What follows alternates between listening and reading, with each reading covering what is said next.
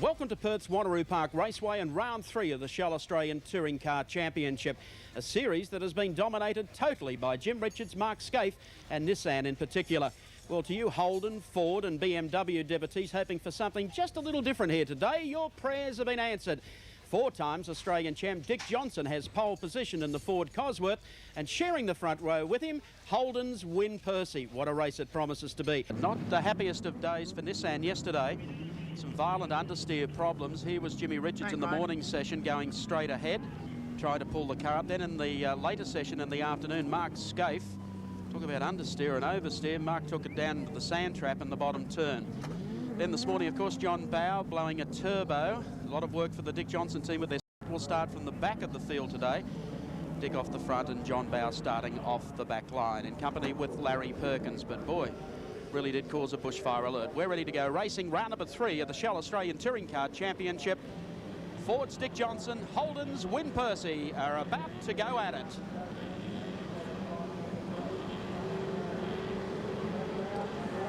And they're racing. Johnson, a beautiful start, and Mark Skaife down the outside in the Nissan.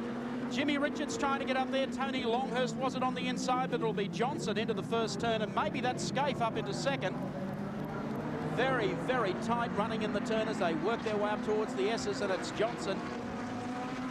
Mark Skaife up smartly, Win Percy, then Jimmy Richards. So Johnson's plan in this race is to get away from the pack and to do a pit stop on lap number 20. Running on softer compound tyres, he hopes he can spring a surprise on the Sierra set. And again, it's good afternoon to Neil Crompton, to Mark Osler. Johnson here sprinting away, car 17. This is the plan, but look at Skaife, a fantastic start off the second row of the grid. Launched into second position, he's going to push Johnson hard, but look at Percy, bogged down a little bit on the start as well, but he's right up there in third as they head down to the pit straight. There's Seaton coming down again, keeping the pressure on Tony Longhurst. There's Peter Brock, the 05 Mobil VN Commodore. We take Jim Richards' Nissan race cam, and we've also got a race cam riding with Peter Brock here today, so we believe we've got the front half of the field covered fairly well. Here Brocky doing a bit of heavy breathing there as he works the Commodore fairly hard, trying to stay in touch here with Glenn Seaton. Johnson still opening that gap just a little. Mark Skaife unable to run away from the clutches of Win Percy. Fred Gibson said this morning that you know, they're very worried. They've been to Lakeside and tested, and the BMW is well and truly their match there. And I still think that we're going to see something pretty exciting from that little yellow car at the background there in the coming 40 minutes. As he's getting a little closer to the tail of Jim Richards. Richards now sitting and making life fairly uncomfortable for one Win Percy as we take Nissan race car coming up through the S's, heading to the left-hander of the Shell Sweeper. Johnson still, yeah, the gap looks about the same visually. There's not too much in it. But I think Jim is getting all over the tail now of Win Percy. May even dive to the inside here on the entrance to Cold Corner. Fairly close and just finds a little opening. Not much in it, let me tell you, but a beautiful pass there from Jimmy Richards. Look at Longhurst. And Longhurst is in this. And he comes ranging up on the outside. The V8's got a bit too much grunt to the top of the hill. Gee, this is a pretty good under brakes. Here he comes, darts straight down the inside. Win was able to cover the ground at the very last minute, but the BMW's braking performance is outstanding. Dick Johnson, you're working pretty hard at the wheel there as we take Dunlop race cam. Is the strategy going to work? Oh, God only knows, mate. It's got more pops than a lollipop shop at the moment, but it's just a gamble, Mike. We're just going to see how it pans out in the end. What did you hope to have over the 2 Nissans when you pull in for your pit stop? Well, the way this thing's going at the moment, I don't think that'll happen. Yeah. You have got to do a pit stop, Dick. There's no way you can go all the way. No, mate, she's just sort of, you do this to me, Mike. I don't know how you do it. I haven't. Yeah, you have. Oh, mate, I've given you the kiss of death again. I'm sorry about that. No, that's all right. It's just the way it is. Just the way it is, pal. Well, you can see the advantage of race cam. No sooner talking to Dick Johnson and the engine's gone pop. Dick has gone to the pits. His chance of winning round 3 today have gone completely, and we now have a Nissan 1-2 set up with, of course, Win Percy chasing hard in the Holden number 16 VN Commodore. And we all suggest that maybe Tony Longhurst could be the sleeper in this race a little later on as he wears them down. And this dice continues between Brocky and Alan Jones. Jones going down on the inside to take that spot away. Well, Peter's giving Alan heaps of room there. He probably realises that he's fighting a losing battle under brakes, but he's got what it takes in a straight line.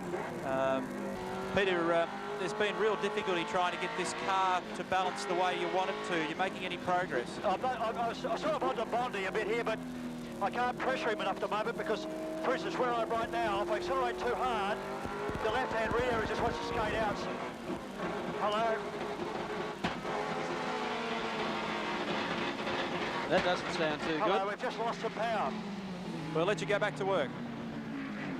Well, that's Peter was looking across at the switching in the middle of the car where he's got a couple of alternative fuel pumps, and the thing just started to snatch and carry on. It's making a dreadful noise as it goes past our commentary point. So the first reaction for him to do then was to shut down the existing pump and switch another on. But maybe he's got more problems than just fuel pumps. I'm glad we haven't got 10 race cams today. I think we've put the muckers on just about everyone so far that we talked to. So the Nissans are still maintaining their consistency, and we've still got Jim Richards hard on the heels of Mark.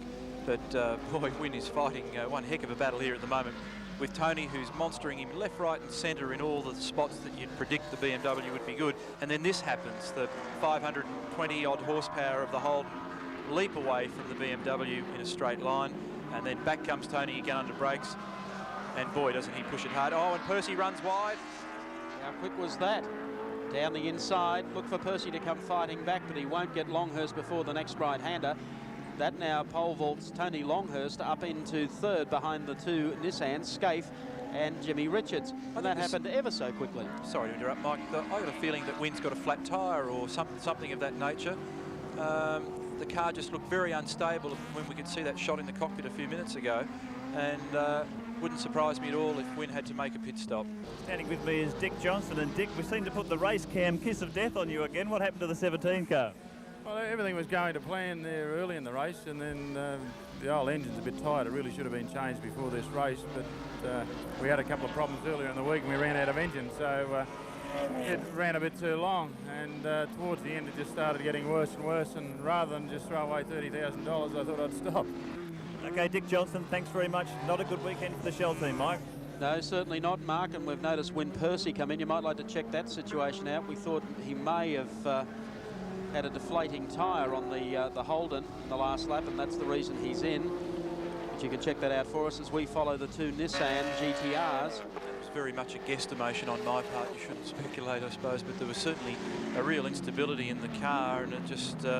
he got him so quickly as well. Yeah, the thing just wobbled and lurched, so the team are having a look under there at the moment. Not a lot of urgency, though, and I think Wynne's got his helmet off, so it's game, set and match for Holden race team. And Larry Perkins is also coming to the pits. Gee, you wouldn't want to be in a Holden today. The order at this stage is still Nissan 1-2 with Tony Longhurst back in third, and I would think that Glenn Seaton and the Peter Jackson Sierra would be fourth, and probably Alan Jones up into fifth spot. And Brock's also decided to give the game away in the 05 car. It's astonishing because the strength of the Holden has always been unbelievable reliability, and suddenly this weekend, for no apparent reason, these cars are giving trouble. I think Larry's stop was merely for tyres, so the number 11 mobile car continues.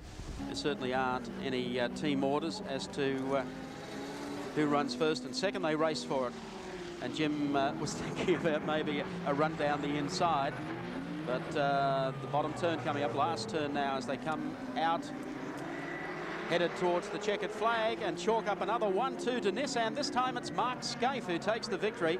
Second place will go to Jimmy Richards, and back about 12 or 14 seconds behind them, Tony Longhurst in the Benson and Hedges BMW will be next in to pick up third place. Fourth will go to Glenn Seaton in the Peter Jackson Ford Sierra, and fifth to Alan Jones in the number 20 B&H car. And the winner, the first time he's won an Australian Touring Car Championship round. Fabulous drive, Mark. Everybody was very pleased for you. You must be thrilled. Thanks, Crumbo. Yeah, it was very good. I'd just like to thank Nissan for their efforts because the car doesn't suit the circuit overly well, and the boys worked very, very hard through the week to make it a good package, and the car was fantastic. Mark Skaife, the winner of this third round, as I say, a tremendous effort on everybody's part.